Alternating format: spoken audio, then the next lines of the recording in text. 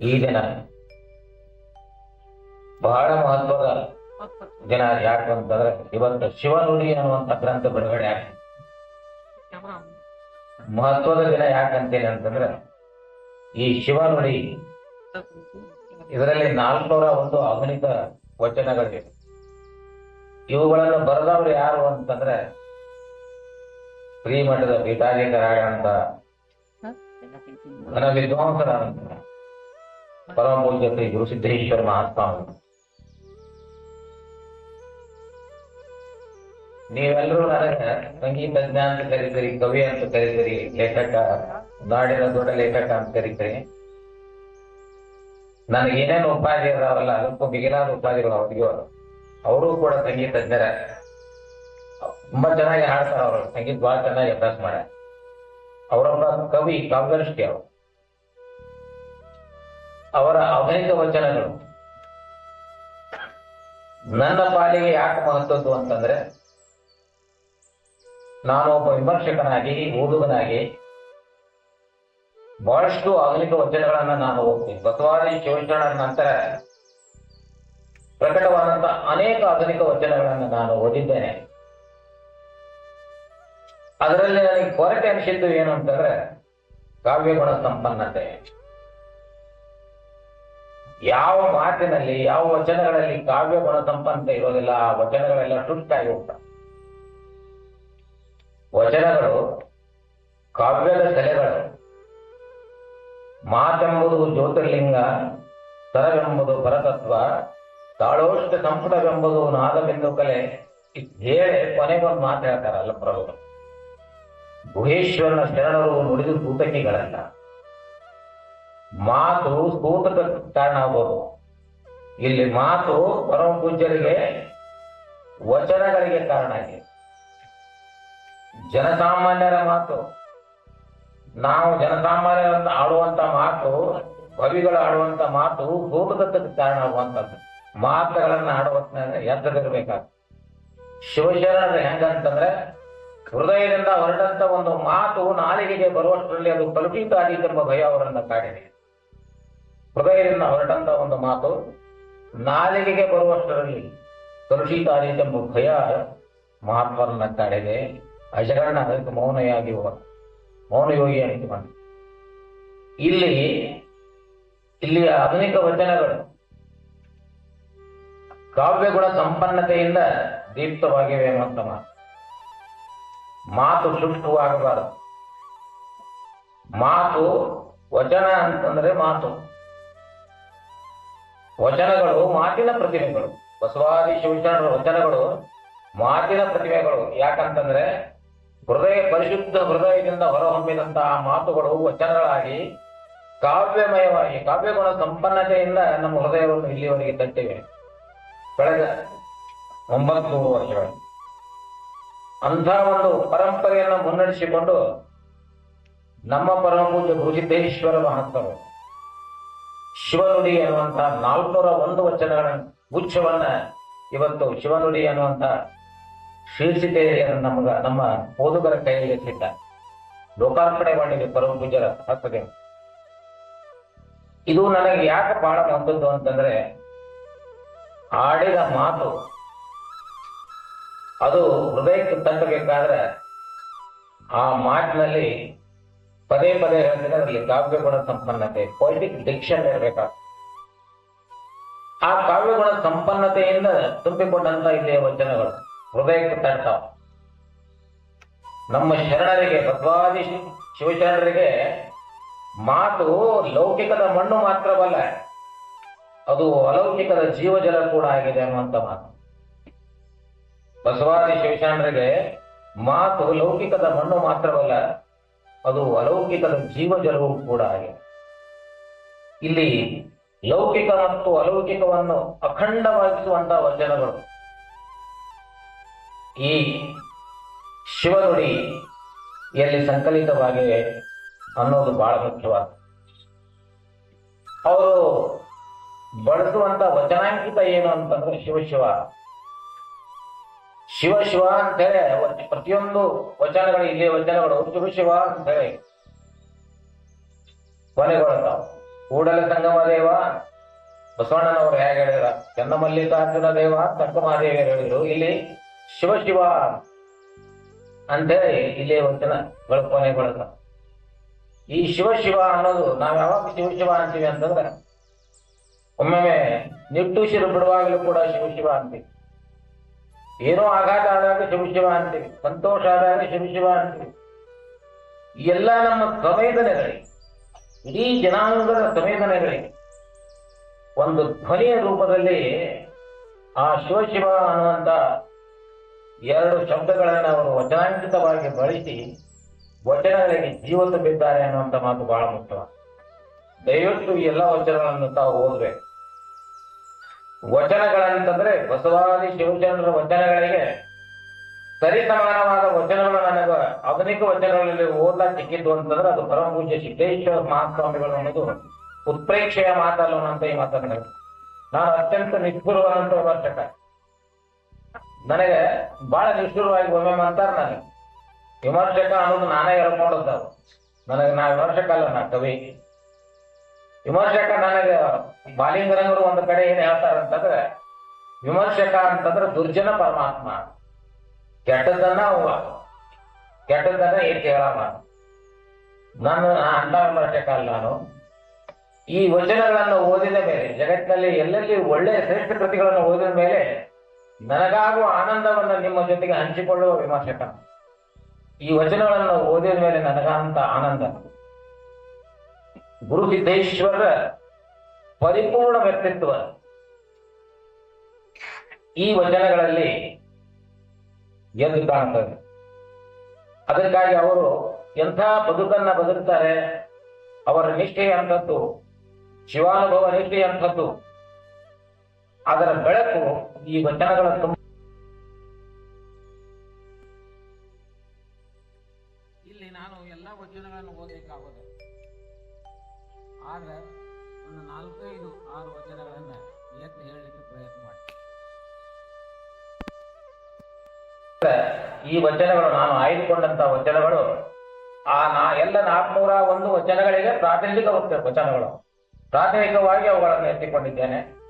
ಇವುಗಳನ್ನು ಎತ್ತಿಕೊಂಡು ನಿಮ್ಮ ಮುಂದೆ ಹೇಳಿದ ಮೇಲೆ ಎಲ್ಲಾ ವಚನ ಓದುವ ಮನಸ್ಸು ನಿಮಗೆ ಆಗ್ತದೆ ಅನ್ನೋ ವಿಶ್ವಾಸ ನನಗೆ. ಮೊದಲನೇ ವಚನವನ್ನು ಓದಿದ್ರು, ಅವ್ರು ಕೊನೆಯ ವಚನವನ್ನು ಆರಂಭ ಮಾಡ್ತಾನೆ. 401ನೇ ವಚನ ಯಾಕೆ ಆರಂಭ ಮಾಡ್ತಾನೋ ಹೇಳಿದೆ. ಶಿವ ಶಿವ ಎನ್ನುತ್ತ ಸದ್ಭಕ್ತಿಯ ಕಂಡನು. ಲಕ್ಷ್ಮಣ್ ಕೇಳ್ಬೇಕು, ಶಿವ ಶಿವ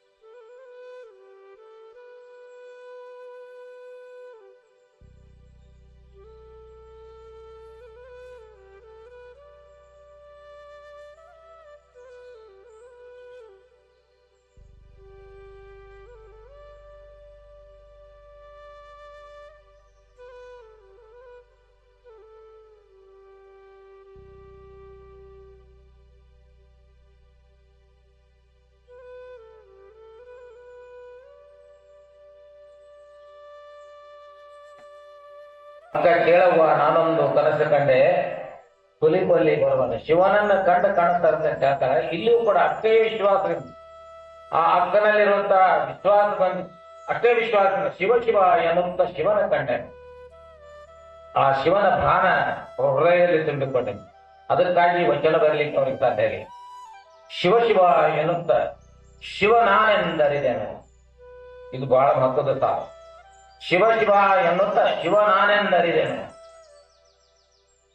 ಶಿವ ಯಾರು? ನೀ ಶಿವ ಅಲ್ಲಪ್ಪ, ನಾನೇ ಶಿವ. ನನ್ನೊಳಗೂ ಶಿವ, ನಾನು ಪರಬ್ರಹ್ಮದ ಅಂಶವೇ ಆಗಿದ್ದೇನೆ ಅನ್ನೋದನ್ನ ಅವರು ಆತ್ಮಸಾತ್ ಮಾಡಿಕೊಂಡು ಅವರ ಕೊನೆಯ ಇದರೊಳಗೆ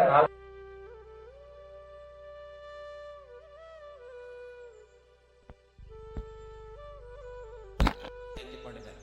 ಇದು ಒಂದನೇದು.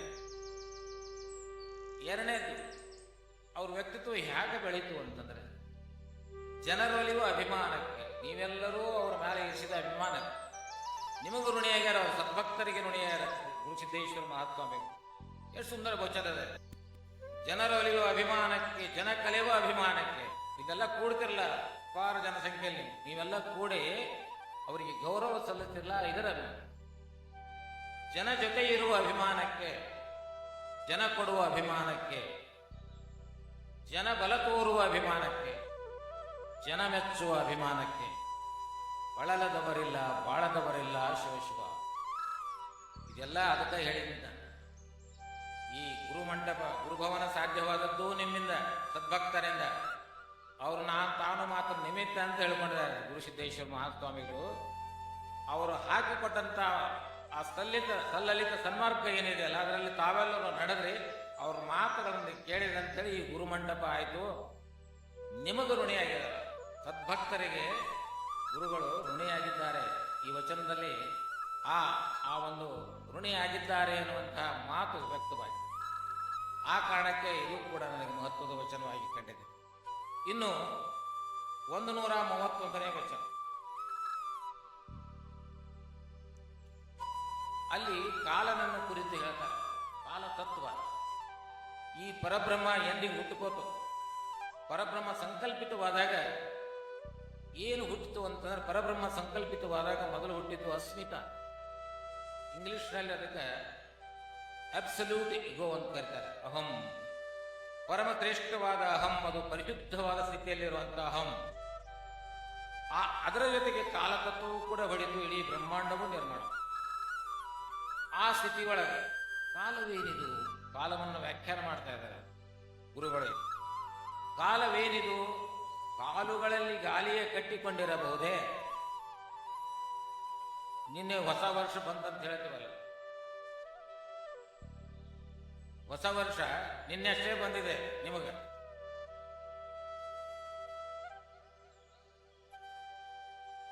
ಕಾಲವೇನಿದು, ಕಾಲುಗಳಲ್ಲಿ ಗಾಳಿಯೇ ಕಟ್ಟಿಕೊಂಡಿರಬಹುದೇ?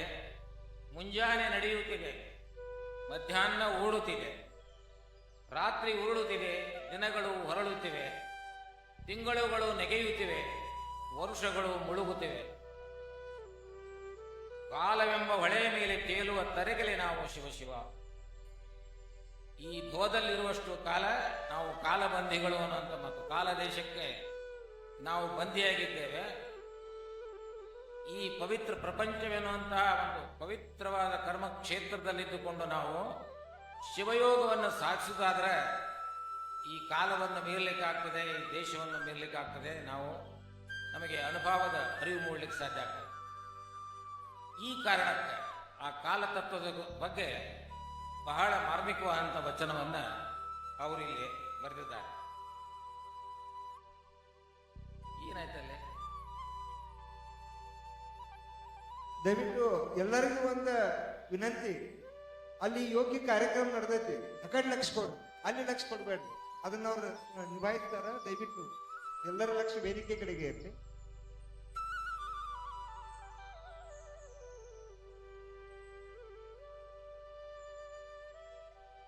ಈ ಸಂಕಲನದ ಈ ವಚನ ಗುಚ್ಛದ 401 ವಚನಗಳಲ್ಲಿ ಸರ್ವಶ್ರೇಷ್ಠವಾದ ಅದ್ಭುತವಾದ ವಚನ ಒಂದಿದೆ.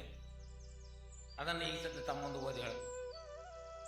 ಇದನ್ನ ನನ್ನ ಹೃದಯಕ್ಕೆ ತಟ್ಟಿದಂಥ ಅತ್ಯುತ್ಕೃಷ್ಟವಾದ ವಚನ ಇದು. ದೇವರನ್ನು ಉದ್ದೇಶಿಸಿ ಹೇಳ್ತಾರೆ, ಶಬ್ದ ಮುಗ್ಧರಾಗಿ ಬರೀತಾರೆ. ಕವಿ ಗುರುಸಿದ್ದೇಶ್ವರ ಮಹಾಸ್ವಾಮಿಗಳು ಶಬ್ದ ಮುಗ್ಧರಾಗಿ ಶಿವನೆದುರು ನಿಂತು ಹೇಳ್ತಾರೆ. ಪರಶಿವನೆದುರು ನಿಂತು ಹೇಳ್ತಾರೆ ಉದ್ದೇಶಿ, ನೀ ಮಾಡಿದ ಪ್ರಪಂಚದ ಮುಂದೆ ನಾನೇನು ಮಾಡುವುದಿದೆ? ಇಡೀ ಬ್ರಹ್ಮಾಂಡವನ್ನು ರಚಿಸಿದಂತ ನೀನು, ಕ್ಷಣಾರ್ಧದಲ್ಲಿ ಇಡೀ ಬ್ರಹ್ಮಾಂಡವನ್ನು ರಚಿಸಿದಂತ ನೀನು ಮಾಡಿದ ಪ್ರಪಂಚದ ಮುಂದೆ ನಾನೇನು ಮಾಡುವುದಿದೆ? ಪರಶಿವನನ್ನ ಪ್ರಶ್ನೆ ಮಾಡಿದ್ದಾರೆ ಗುರುಗಳು. 3 ಪಾಲು ನೀರಿನೊಳು 1 ಪಾಲು ಭೂಮಿಯ ಮುಳುಗದಂತಿರಿಸಿದೆ. ಈ ಭೂಮಿ ಮೇಲೆ 3 ಪಾಲು ನೀರೈತಿ, 1 ಪಾಲು ಭೂಮಿ ಐತಿ. 3 ಪಾಲು ನೀರಿನೊಳಗೆ 1 ಪಾಲು ಭೂಮಿಯನ್ನು ಮುಳುಗದಂತಿರಿಸಿದೆ. ಎಂಥ ಕಾರ್ಯನೆಂದು, ಎಂಥ ಕಂಕರ್ಯ ಇದೆ ಎಂದು, ಎಂಥ ಲೀಲೆನೆಂದು. ನೆನಪಿರಲಿ, ಇತ್ತೀಚೆಗೆ ಒಂದು ಸಂಶೋಧನೆ ಆಗಿದೆ. ಈ ಭೂಮಿಯ 700 ಕಿಲೋಮೀಟರ್ ಒಳಗೆ, ಭೂಮಿಯ ಗರ್ಭದಲ್ಲಿ ಈ ಎಲ್ಲಿ ಎಷ್ಟು ಈ ಮಹಾಸಾಗರಗಳಿವೆ, 7 ಮಹಾಸಾಗರಗಳು. 7 ಮಹಾಸಾಗರಗಳಿಗಿಂತಲೂ ದೊಡ್ಡದಾದಂಥ ಮಹಾಸಾಗರಗಳು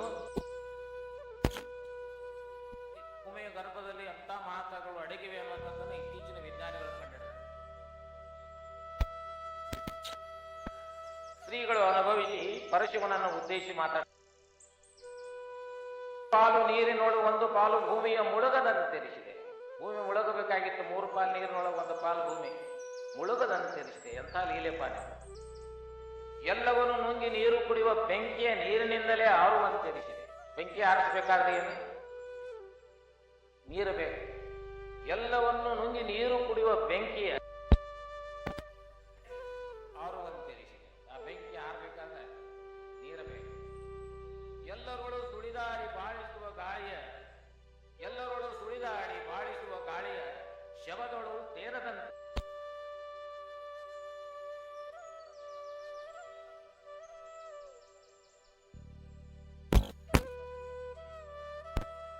ನಮ್ಮಿಂದೊಮ್ಮೆ ಹೊರಟು ಹೋಗ್ತದೆ.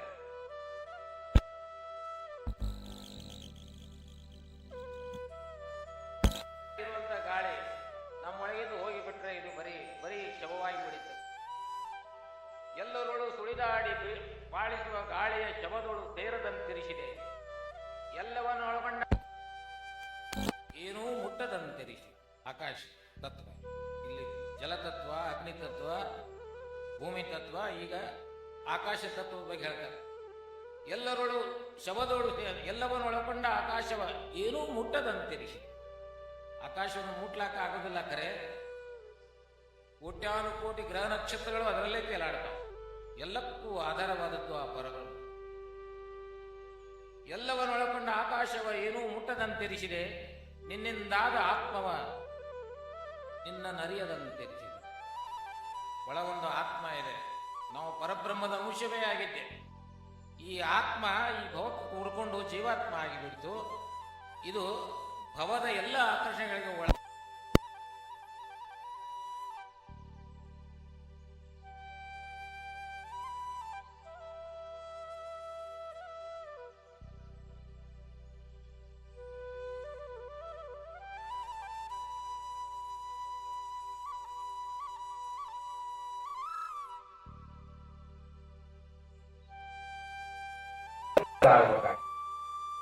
ನಾವು ಭವದಿಂದ ಬೇರ್ಪಡಬೇಕಾಗ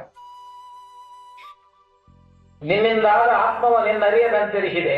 ಚರಾಚರಗಳ ಚೇತನವೇ ನೀನಾದರೂ ಕಾಣದಂತಿರುವೆ. ಜಗತ್ತಿನಲ್ಲಿ ತೇರವೀನ ತೃಣಮಪಿ ನ ಚಲತಿಯ. Without him the whole world is motion. ಜಗತ್ತಿನಲ್ಲಿರುವಂತಹ ಒಂದು ಹುಲು, ನಿನ್ನ ಆತ್ಮ ಇಲ್ಲದೆ ಜಗತ್ತಿನಲ್ಲಿ ಒಂದು ಹುಲು ಕಡ್ಡಿಯೂ ಅಲ್ಲಾಡುವುದು. ಭಗವಂತನ ಆಜ್ಞೆ ಇಲ್ಲದೆ ಜಗತ್ತಿನಲ್ಲಿ ಒಂದು ಹುಲು ಕಡ್ಡಿಯೂ ಅಲ್ಲಾಡುವುದಿಲ್ಲ. ಚರಾಚರಗಳ ಚೇತನವೇ ನೀನಾದರು ಕಾಣದಂತಿರುವೆ. ನೀ ಎಲ್ಲಾ ಕಡೆ ತುಂಬಿಕೊಂಡದಿ. ಅಣೋರಣಯಾನ್, ನೀನು ಅಣುವಿನಲ್ಲಿದೆ. ಮಹತೋ ಮಹ್ಯಾನ್, ಮಹತ್ತಿಗೆ ಮಹತ್ತಾಗಿದೆ. ಆದರೂ ನಮ್ಮ ಕಣ್ಣಿಗೆ ನೀನು ಕಾಣುವುದಿಲ್ಲ. ಇಷ್ಟು ಸ್ಥಿತಪ್ರಜ್ಞನಾಗಿ ನಮ್ಮೊಳಗಿರುವಂತಹ ಪರಬ್ರಹ್ಮವನ್ನು ಉದ್ದೇಶಿಸಿ ಮಾತಾಡ್ತಾ ಇದ್ದಾರೆ. ನಾನೇನು ಮಾಡಿದರು ಮರಳಿನಲ್ಲಿ ಆಡುವ ಮಕ್ಕಳ ಆಟವಲ್ಲವೇ ಶಿವಜೀವ. ನಾ ಅದನ್ನು ಮಾಡೇನೆ ಇದನ್ನು ಮಾಡೇನೆ ಅನ್ನುವಂತ ಅಹಂಕಾರ ಇಲ್ಲಿ ಕವಿಗಿಲ್ಲ, ಗುರುಗಳಿಗಿಲ್ಲ. ಅವರ ಹೃದಯದ ಪರಿಶುದ್ಧ ಸ್ಥಿತಿ ಹೇಗಿದೆ ಅಂತಂದ್ರೆ, ನಾನೇನು ಮಾಡಿದರು, ನಾ ಏನೇನು ಮಾಡಿದೀನಿ, ತಾನೇ ಮಾಡಿದೀನಿ, ಅದು ಮರಳಿನಲ್ಲಿ ಆಡುವ ಮಕ್ಕಳ ಆಟವಲ್ಲವೇ. ನಾ ಎಂತ ಸಣ್ಣ ಮಗು ನಾನು, ಪರಶಿವನೇ ಸಣ್ಣ ಮಗು ನಾನು, ಮರಳಿನಲ್ಲಿ ಆಡುವಂತ ಉಸುಕಿನಲ್ಲಿ ಆಡುವಂತ ಮಗು ನಾನು, ಮರಳಿನಲ್ಲಿ ಆಡುವ ಮಕ್ಕಳ ಆಟ ಬಂದಿರುವ. ನಾ ಏನ್ ಮಾಡ್ತಾನೆ ಈ ಭೂಮಿ ಒಳಗೆ, ನಾ ಆಡುವ ಆಟದಲ್ಲ ಮಕ್ಕಳ ಆಟ ಮತ್ತೆಂಪ ಖರೆ ಆಟ ಆಡೋ ಏನಪ್ಪ ಅಂತ ಶಿವನನ್ನು ಉದ್ದೇಶಿಸಿ ಮಾತಾಡಿದಂತ ಈ ಮಾತುಗಳು, ವಚನಗಳ ಒಂದು ಇಡೀ ಪ್ರತಿಮೆಯಾಗಿ ವಚನ ಹೃದಯವನ್ನು ತಡ್ತದೆ. ದಯವಿಟ್ಟು ಲಕ್ಷ್ಯ ಕೊಟ್ಟು ಓದ್ಬೇಕಾರ. ಮತ್ತೊಮ್ಮೆ ಓದಿದಾಗ ಅದರ ತಾತ್ಪರ್ಯ ನಿಮಗೆ ಗ್ರಹಿತವಾಗ್ತದೆ. ಶಿವ ಎಂಬ ವಚನ ಮುದ್ರಿಕೆಯಲ್ಲಿ ಶಿವ ಸ್ಮರಣೆ ಇದೆ, ಕರುಣೆಯ ಆಪ್ತ ಸ್ವರವಿದೆ. ಶಿವಯೋಗದ ಅನುಭೂತಿ ಇದೆ, ವ್ಯಂಗ್ಯ ವಿಷಾದಗಳ ನಿಟ್ಟುಸಿರಿದೆ. ಎಲ್ಲಕ್ಕೂ ಮಿಗಿಲಾಗಿ ಆ ಮುದ್ರಿಕೆ ಮಾನವೀಯ ಸಂವೇದನೆಗಳ ಕಾರಂಜಿಯ, ಇಡೀ ಜನಾಂಗದ ಮಾನವೀಯ ಸಂವೇದನೆಗಳ ಯಾವುದಾದ್ರೂ ಒಂದೇ ಒಂದು ಉಸಿರದಲ್ಲಿ ಹೇಳಕ್ಕೆ ಶೆಟ್ಟಾಕಿತ್ತಂದ್ರೆ ಶಿವಶಿವ. ಶಿವಶಿವ ಅನ್ನೋ ಉದ್ಗಾರದಲ್ಲಿ ಇಡೀ ಮಾನವೀಯ ಸಂವೇದನೆಗಳಿಗೆ ಒಂದು ಅಭಿವ್ಯಕ್ತಿ ಇದೆ. ಆ ಶಿವಶಿವ ಅನ್ನುವಲ್ಲಿ ಅದು ನಮ್ಮ ಎಲ್ಲ ಭಾವನೆಗಳಿಗೆ, ಎಲ್ಲ ಸಂವೇದನೆಗಳಿಗೆ ಒಂದು ಅಭಿವ್ಯಕ್ತಿಯಾಗಿದೆ. ಅದನ್ನ ಆಯ್ದುಕೊಂಡದ್ದು ನನಗೆ ಬಹಳ ಅದ್ಭುತವಾಗಿದೆ. ನಾವು ಶಿವಶಿವ ಎಲ್ಲರೂ ಬಳಸ್ತೀವಿ, ಆದ್ರೆ ಅದನ್ನು ವಚನಾಂಕಿತವಾಗಿ ಬಳಸುವಂತ ರೀತಿ, ಅದಕ್ಕೆ ಆ ವಚನಗಳಿಗೆ ಆ ಶಿವಶಿವ ಅನ್ನುವಂತ ಎರಡು ಶಬ್ದಗಳು ಇಡೀ ಇಲ್ಲಿರುವಂತ ಎಲ್ಲ ವಚನಗಳಿಗೆ ನೀಡುವಂತ ಧ್ವನಿ ಅದು ಅದ್ಭುತವಾಗಿದೆ ಅನ್ನೋಂಥ. ಅಲ್ಲದೆ ಮನುಷ್ಯ ಸ್ವಭಾವದ ಅನಂತ ಆಯಾಮಗಳಿಗೆ ಬೆರಗಾಗಿ ಹೋಗಿರುವ ವಚನಕಾರ ಕವಿಯ ಉದ್ಗಾರದ ಉಸಿರು ಈ ವಚನದ ಜೀವಧ್ವನಿಯಾಗಿದೆ. ಈ ವಚನಗಳ ಒಡಲಿನಲ್ಲಿ ಛಕ್ಕನೆ ಮಿಂಚುವ ಅನೇಕ ಸಾಲುಗಳು ಸದಾ ಸ್ಮರಣೆಯ ನುಡಿಗಟ್ಟುಗಳಂತಿವೆ. ಈ ವಚನಗಳು ಮಾನವೀಯ ಸದ್ಗುಣಗಳ ಆಚರಣೆಗಾಗಿ ಕರೆ ನೀಡುತ್ತಿರುತ್ತೆ, ತುಂಬಾ ಆಪ್ತವಾಗಿವೆ ಹಾಗೂ ಹೃದಯವಾಗಿವೆ, ಹೃದಯಕ್ಕೆ ತಟ್ಟುವಂತ ವಚನಗಳಿವೆ. ಅದಕ್ಕಾಗಿ ಇಷ್ಟು ಧೈರ್ಯದಿಂದ ಇವತ್ತು ಹೇಳಕ್ಕೆ ನಾನು ಅನೇಕ ಆಧುನಿಕ ವಚನಗಳನ್ನು ಓದಿದ್ರು ಕೂಡ ಅದರಲ್ಲಿ ನನಗೆ ಆ ಸ್ಪರ್ಶ, ಆ ಜಾದೂಗಾರಿಕೆ, ಕಾವ್ಯ ಜಾದೂಗಾರಿಕೆ ನನಗೆ ನೋಡ್ಲಿಕ್ಕೆ ಸಿಕ್ಕಿದೆ. ಯಾಕಂದ್ರೆ ಮಾತು ಶುಷ್ಕ ಆಗಬಾರ್ದು, ಮಾತು ಹಸಿ ಹಸಿಯಾಗಿರಬೇಕು. ಹಸಿ ಹಸಿಯಾದ ಮಾತುಗಳು, ಸಂವೇದನಾಶೀಲವಾದಂತ ಮಾತುಗಳು ಈ ಎಲ್ಲ ವಚನಗಳಲ್ಲಿ ನಿಮ್ಮ ಹೃದಯ ತಟ್ಟವು. ನನ್ನೊಂದು ಮಾತಿದೆ, ಏನಿದೆ ಅಂತಂದ್ರೆ, ನಿಮ್ಮ ಹೃದಯವನ್ನು ಹಸಿರಾಗಿಟ್ಟುಕೊಳ್ಳಿ, ಹಸಿಯಾಗಿಟ್ಟುಕೊಳ್ಳಿ. ನನ್ನ ಕವಿತೆ ಒಂದು ಸಾಲಿದೆ, ನಿಮ್ಮ ಹೃದಯವನ್ನು ಹಸಿಯಾಗಿಟ್ಟುಕೊಳ್ಳಿ, ಹಸಿರಾಗಿಟ್ಟುಕೊಳ್ಳಿ, ಹಕ್ಕಿಯೊಂದು ಅಲ್ಲಿಗೆ ಬಂದರೂ ಬರಬಹುದು. ನಿಮ್ಮ ಹೃದಯ ಹಸಿರಾಗಿದ್ರೆ ಒಂದು ಹಕ್ಕಿ ಬರಬಹುದು. ಹಕ್ಕಿ ಇಲ್ಲಿ ಒಂದು ರೂಪಕ. ಇಡೀ ಬದುಕು ಹಕ್ಕಿಗಳ ರೂಪದಲ್ಲಿ ನಿಮಗೆ ಒಗ್ಗಬಹುದು ಯಾವಾಗ ನಿಮ್ಮ ಹೃದಯ ಹಸಿಯಾಗಿದ್ದರೆ, ನಿಮ್ಮ ಹೃದಯ ಹಸಿರಾಗಿದ್ದರೆ. ಅದಕ್ಕಾಗಿ ನಾನು ಯಾವಾಗಲೂ ಹೊಸ ಹೊಸ ಕವಿಗಳಿಗೆ ಹೇಳ್ತೇನೆ, ನೀವು ಬರೀದಾದ್ರೆ ಈ ಮೆದುಳಲ್ಲಿ ಹೃದಯವನ್ನು ಇಟ್ಟುಕೊಂಡು ಬರೀರಿ, ಹೃದಯದಲ್ಲಿ ಮೆದುಳನ್ನು ಇಟ್ಟುಕೊಂಡು ಬರೀರಿ. ಬರೀ ಮೆದುಳಿನಿಂದ ಬರುವ ವೈಚಾರಿಕದ ನೆಲೆಯಲ್ಲಿ ಬರೆದ್ರೆ ಶಬ್ದಗಳು ಶುಷ್ಕ. ಬರೀ ಹೃದಯದಿಂದ ಬರೋದ್ರೂ ಅದು ಸೆಂಟಿಮೆಂಟಲ್ ನಾನ್ಸೆನ್ಸ್ ಆಗುತ್ತೆ, ಭಾವೋದ್ವೇಗ ಆಗುತ್ತೆ. ಇವೆರಡನ್ನೂ ಸಮನ್ವಯವಾಗಿಟ್ಟುಕೊಂಡು ಬರೆಯೋದೇ ಕಾವ್ಯ.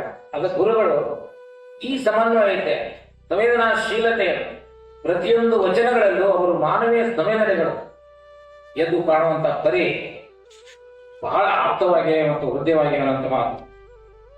ನಮ್ಮ ಸುತ್ತಲಿನ ಜೀವನದ ವಿದ್ಯಮಾನಗಳ ಕುರಿತು, ನಾಡಿನ ದೇಶ ಸಂಸ್ಕೃತಿ ಅಭಿರುಚಿಗಳ ಕುರಿತು, ಮಾನವೀಯ ಸಂಬಂಧಗಳ ಕುರಿತು, ಧರ್ಮದ ಮರ್ಮ ಕುರಿತು, ಹಬ್ಬ ಹರಿದಿನಗಳ ಜಾತ್ರೆಗಳ ಕುರಿತು ಶ್ರೀಗಳು ವ್ಯಕ್ತಪಡಿಸಿರುವ ಚಿಂತನೆಗಳು ತುಂಬಾ ಮೌಲಿಕವಾಗಿವೆ. ಈ ಶಿವನುಡಿ, ಈ ಗ್ರಂಥ ಅತ್ಯಂತ ಮೌಲಿಕವಾದಂತಹ ಗ್ರಂಥ ಅನ್ನುವಂಥ ಮಾತು ನನಗಂತೂ ಆಧುನಿಕ ವಚನಕಾರರಲ್ಲಿ ನನಗೆ ಗುರುಸಿದ್ದೇಶ್ವರರು ಬಹಳ ವಿಶಿಷ್ಟವಾಗಿ ಕಾಣ್ತಾರೆ. ಯಾಕಂತಂದ್ರೆ ಇದು ಯಾವುದೇ ಕವಿ ಆತನೊಂದು ವಿಶಿಷ್ಟವಾದ ಪ್ರತಿಭೆ, ಪ್ರಜ್ಞಾನವನೋನ್ಮೇಷಶಾಲಿನಿ, ಅರಿವಿನ ಸಂವೇದನಾಶೀಲ ರೂಪವೇ ಪ್ರಜ್ಞೆ. ನಮ್ಮಲ್ಲಿರುವಂತ ಅರಿವು ಇದೆಯಲ್ಲ, ಅದರ ಸಂವೇದನಾಶೀಲ ರೂಪವೇ ಪ್ರಜ್ಞೆ. ಅವರಿಗೆ ಪ್ರಜ್ಞೆಗೆ ಒಳಗಂತೂ ಅತ್ಯಂತ ಸಂವೇದನಾಶೀಲವಾದ ಇಡೀ ಜನಾಂಗವನ್ನು ಕುರಿತು ಅವರು ಮಾತಾಡ್ತಾ ಇದ್ದಾರೆ. ಈ ವಚನಗಳಲ್ಲಿ ಕವಿ ಇಡೀ ಜನಾಂಗವನ್ನು ಕುರಿತು ಮಾತಾಡ್ತಾರೆ. Poet is a man speaking to man. ಒಬ್ಬ ಕವಿ ಇಡೀ ಜನಾಂಗವನ್ನು ಕುರಿತು, ಎಲ್ಲರನ್ನೂ ಕುರಿತು ಮಾತಾಡುವ ಶ್ರೀಗಳು ಇಲ್ಲಿ ಇಡೀ ಜನಾಂಗವನ್ನು ಕುರಿತು ಮಾತಾಡ್ತಾ ಇದ್ದಾರೆ. ಅದು ನನಗೆ ಬಹಳ ಮಹತ್ವದ ಅನಿಸಿದೆ. ಆ ಕಾರಣಕ್ಕಾಗಿ ಇಲ್ಲಿಯ ಮತ್ತಷ್ಟು ವಚನಗಳು ನನಗೆ ಕೊಟ್ಟು ಸಮಯ ಮುಗಿದು ಕಾಣ್ತದೆ. ಮತ್ತಷ್ಟು ವಚನಗಳನ್ನ ನಾನು ಉದ್ಧರಿಸಲು ಹೋಗ್ಲಾರ. ಕೆಲವು ಮಾತುಗಳನ್ನ ನಾನೇ ಬರೆದಿದ್ದೇನೆ ಈ ಪುಸ್ತಕದಲ್ಲಿ. ಅವು ಬಹಳ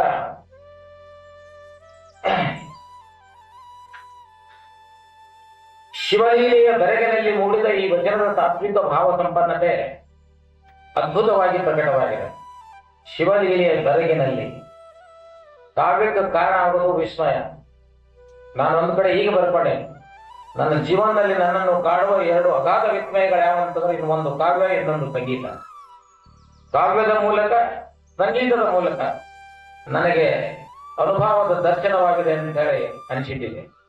ಆ ಕಾರಣಕ್ಕಾಗಿ ಶಿವಲೀಲೆಯ ಬೆರಗಿನಲ್ಲಿ ಮೂಡಿದ ಈ ವಚನದ ತಾತ್ವಿಕ ಭಾವ ಸಂಬಂಧತೆ ಅದ್ಭುತವಾಗಿ ಪ್ರಕಟವಾಗಿದೆ. ನಾನೇನು ಮಾಡಿದರೂ ಮರಳಿನಲ್ಲಿ ಆಡುವ ಮಕ್ಕಳ ಆಟವಲ್ಲವೇ ಶಿವ ಶಿವ ಎಂಬ ಸಾಲು ಕವಿಯ ಶಬ್ದಮುಗ್ಧ ಸ್ಥಿತಿಯನ್ನು ತುಂಬಾ ಪರಿಣಾಮಕಾರಿಯಾಗಿ ಬಿಂಬಿಸಿದೆ. ಗುರುಸಿದ್ದೇಶ್ವರದಲ್ಲಿ ಇರುವಂತಹ ಆಧ್ಯಾತ್ಮಿಕ, ಧಾರ್ಮಿಕ, ಸಾಂಸ್ಕೃತಿಕ, ಸಾಹಿತ್ಯಿಕ ಪರಿಸರವೇ ನಿರ್ಮಾಣವಾಗುತ್ತದೆ. ಅವರು 12 ವರ್ಷಗಳ ಹಿಂದೆ ಏನು ಬಂದರು, ಇಲ್ಲಿ ಸಾಹಿತ್ಯಿಕ ವಾತಾವರಣ, ಸಾಂಸ್ಕೃತಿಕ ವಾತಾವರಣ, ಧಾರ್ಮಿಕ ವಾತಾವರಣ, ಸಾಮಾಜಿಕ ವಾತಾವರಣ ಹತನಗೊಳಿಸಿದ್ದಲ್ಲ ಅಷ್ಟ, ಅದನ್ನ ಪುನರುಜ್ಜೀವನಗೊಳಿಸಿದ್ರು. ಇದೊಂದು ದೊಡ್ಡ ಕ್ರಾಂತಿಯಾಗಿದೆ ಇಲ್ಲಿ ಗುರುಗಳಿಂದ. ಆ ಕ್ರಾಂತಿಯ ಅಭಿವ್ಯಕ್ತಿಯೇ ಈ ಶಿವನುಡಿ. ಅದಕ್ಕಾಗಿ ಆಳವಾದ ಮನನ ಹಾಗೂ ಚಿಂತನೆಗಳೇ ಅವು ಸಾಕ್ಷಿಯಾಗಿದೆ. ಶ್ರೀ ಗುರು ಬ್ರಹ್ಮಾನಂದರ ಪರಂಪರೆಯನ್ನು ಮುನ್ನಡೆಸುವ ಇಂಥ ಶಿವಯೋಗಿ, ಗುರುಸಿದ್ದೇಶ್ವರಂತ ಶಿವಯೋಗಿ ದೊರೆತದ್ದು ನಮ್ಮೆಲ್ಲರ ಪುಣ್ಯ ವಿಶೇಷವಾಗಿದೆ. ಶಿವನುಡಿಯ ಬೆಳಕು ಎಲ್ಲರ ಒಳಗೂ ಹೊರಗೂ ಹರಿದಾಡಲಿ. ಶಿವನುಡಿಯ ಬೆಳಕು, ಇಲ್ಲಿ ಬೆಳಕನ್ನು ಹರಿಬಿಡುತ್ತಾರೆ 401 ವಚನಗಳಲ್ಲಿ. ಆ ಶಿವನುಡಿಯ ಬೆಳಕು, ಶಿವಯೋಗದ ಬೆಳಕು ಇದೆ ಅದರಲ್ಲಿ. ಆ ಶಿವಯೋಗದ ಬೆಳಕು ನಿಮ್ಮ ಒಳಗೂ ಹೊರಗೂ ಹರಿದಾಡಲಿ ಅಂತ ಆಶೆ ಮಾಡ್ಕೊಂಡು, ಇಂಥ ಒಂದು ಶ್ರೇಷ್ಠವಾದಂತಹ ಆಧುನಿಕ ವಚನಗಳನ್ನು ಹೇಳಿದಂತ ನಾನೊಬ್ಬ ಕವಿಯಾಗಿ ಕೂಡ ಈ ವಚನಗಳು ನನ್ನ ಹೃದಯ ತಟ್ಟಿವೆ. ಖಂಡಿತವಾಗಿ ನಿಮ್ಮ ಹೃದಯವನ್ನು ತಟ್ಟವೆ. ಮತ್ತು ಇದನ್ನ ನೀವು ಕೊಂಡು ಓದಬೇಕು ಅಂತ ಕೊಂಡು ಓದಬೇಕು. ಈ ಪುಸ್ತಕಗಳನ್ನು ಕೊಂಡು ಓದೋದ್ರಿಂದ ಏನಾಗ್ತದೆ ಅಂತಂದ್ರೆ, ಸಾಹಿತ್ಯಿಕ ಲೋಕಕ್ಕೆ ಮಾಡಿದಂತ ನೀವು ಮಾಡುವಂತ ಉಪಕಾರ ಬರ್ತದ. ಇದನ್ನ ಕೊಂಡು ಓದಿದ್ರೆ ಅದೇ ಹಣದಿಂದ ಮತ್ತೊಂದು ಪುಸ್ತಕ ಬರಲಿಕ್ಕೆ ಬೇಕಾಗ್ತದೆ. ನೀವು ಶ್ರೀ ಗುರುಸಿದ್ದೇಶ್ವರ ಅಂತ ಒಬ್ಬ ಸಂವೇದನಾಶೀಲ ಕವಿ ನಮ್ಮ ಮಧ್ಯದಲ್ಲಿ ಇರೋ, ನಾವು ಅವರ ಸುತ್ತ ಅನೇಕ ಲೇಖಕರಿದ್ದೇವೆ. ನಾನು ಪುಣ್ಯವಶಾತ್ ನನಗೆ ಬ್ರಹ್ಮಾನಂದರ ಬಗ್ಗೆ ಬರೀಲಿಕ್ಕೆ ಅವಕಾಶ, ಅದನ್ನ ಬರೆದಿದ್ದೇನೆ.